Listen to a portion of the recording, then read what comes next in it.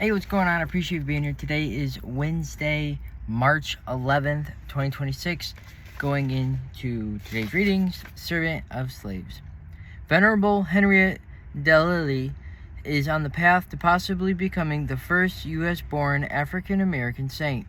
She endured racism throughout her life and is known for caring for slaves, the sick, the aged, and the forgotten, even opening the first Catholic home for the elderly in the United States. Born in New Orleans in 1813, Henriette was of mixed African and European background, Creole. Her mother was a free woman of color who entered a common-law marriage with Henriette's father, who was French. It was common practice at the time for a European man to contract with a Creole woman, pledging support and education for their children.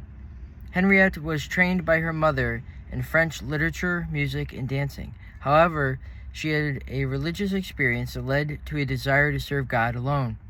At age 24, Henriette wrote in her prayer book, "I believe in God, I hope in God, I want to live and die for God." In 1837, she brought together a group of women who became the Sisters of the Holy Family, the second black religious order founded in the United States. The order helped many marginalized groups, especially older people who had no one to care for them. At the time, there was no Catholic homes for the elderly. She also taught enslaved children, even though it was illegal in Louisiana at the time. She believed everyone should know God. In 2010, she was declared venerable, and the church is investigating a possible miracle attributed to her intercession. The Sister of the Holy Family continue to serve those in need. Mark chapter 14, lines 60 through 64. The high priest rose before the assembly and questioned Jesus, saying, "Have you no answer? What are these men testifying against you?" But he was silent and answered nothing.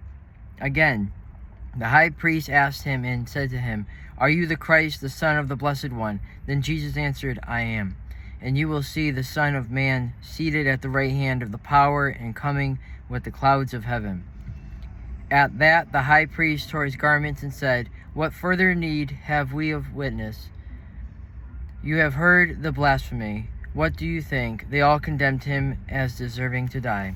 When asked to speak, Jesus speaks the truth. He will not suffer for what he says, and he will be mocked about it, not only here, but even when he is dying on the cross. The Sanhedrin couldn't believe that this man standing before them was the Son of God. He didn't look the part. He didn't look the part for Paul either, who was puzzled when Jesus said, "Saul, Saul, why are you persecuting me?" Jesus is not always easy to recognize in other people, especially in those who are in need.